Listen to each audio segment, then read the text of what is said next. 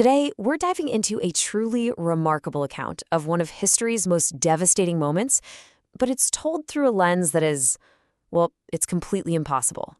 So, right out of the gate, you get this incredible premise. Our narrator isn't a soldier or a journalist or a survivor in the traditional sense. She's a ghost, an ancient court lady from a world of poetry and refined aesthetics, suddenly transported into the atomic wasteland of 1945.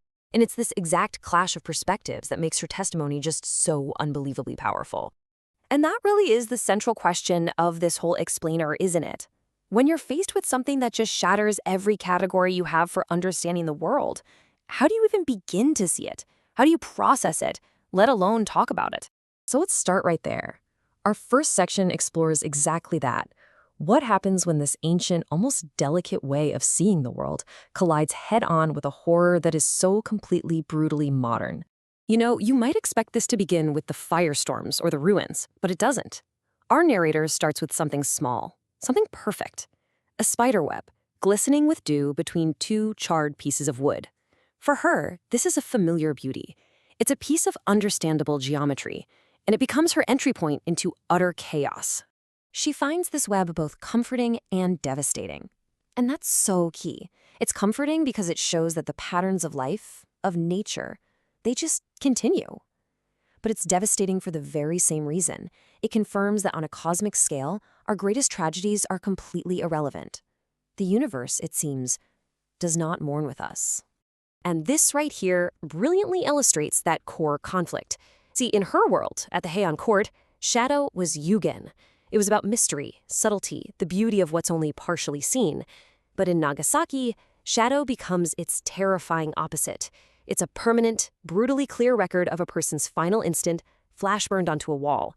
The very concept of shadow gets inverted, from a thing of beauty to an absolute thing of horror.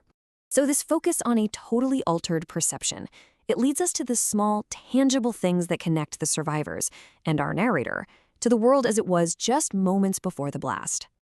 Imagine this, in all the ash and rubble, she finds a child's wooden top. To a kid, the way its red and blue paint blurs into a perfect purple when it spins, that's magic. It's a symbol of a world of innocence, a world of simple physics and joy that has just been completely erased.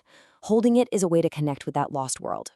Then she sees this woman, staggering under the weight of a heavy tanzu chest. Now inside that chest are family records, kimonos, letters, all the proof of a life, of a history. The woman has no home left to take it to, no real future to use it in, but she carries it anyway. Why?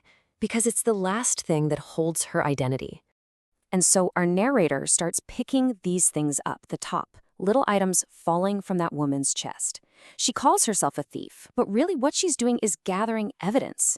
These tiny fragments are the proof that an ordinary, beautiful human life existed right here, just days ago. And that brings us to acts of preservation that aren't just about objects, but about culture itself. This is where we see people performing these stubborn, defiant acts of beauty and ritual, right in the face of total annihilation. I mean, just look at these actions. An old woman washing her face with ritual care, using contaminated water. An old man playing music on a scorched instrument. Another performing the ancient tea ceremony, but with a cracked bowl. Our narrator realizes this isn't madness. No, it's a profound form of resistance. It's this insistence that if you stop doing the things that make you human, then the bomb has truly won. She finds a tea bowl in the rubble, completely unbroken. And it just hangs this terrible question in the air. Why?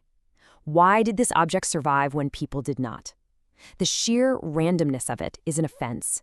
The bowl is perfect, but the entire context that gave it meaning, the people, the ceremony, the peace, it's all gone.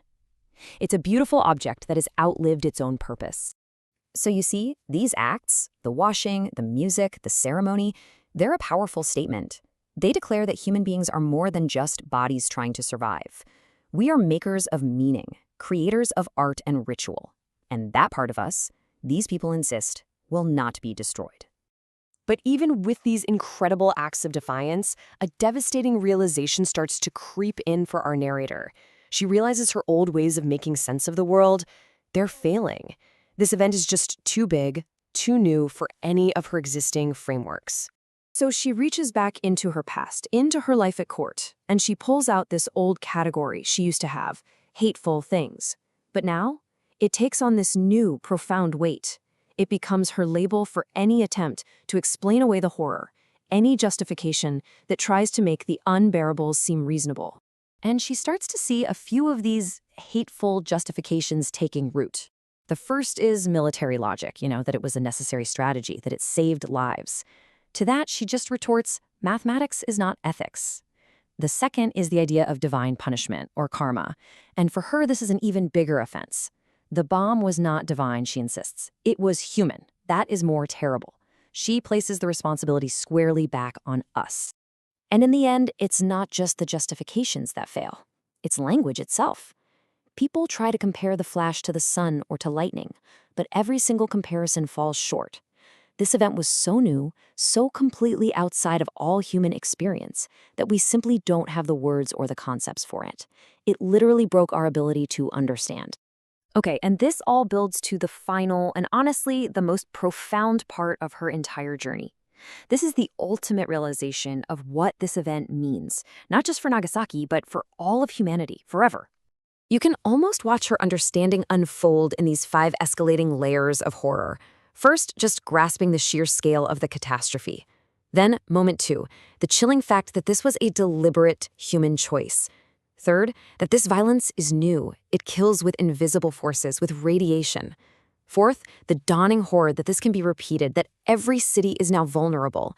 And finally, the 5th ultimate realization, humanity now has the ability to choose its own extinction.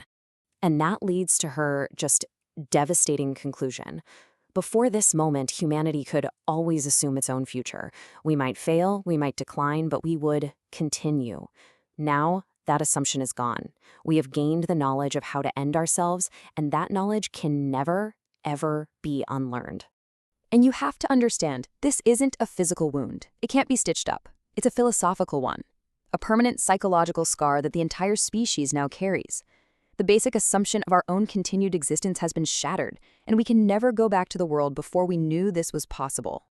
But maybe the most heartbreaking testimony of all comes from the children. Their questions are the most fundamental, the most direct. And the adults? Well, the adults have no answers. Their silence in the face of these simple questions is a confession that the world no longer makes sense, that all the old certainties are gone for good. And so, that's where we're left. Sei Shōnagon's journey through the ruins of Nagasaki forces us to ask what we do now. What happens when our oldest tools for making meaning, our language, our ethics, our art, are revealed to be completely inadequate? What comes after the end of understanding?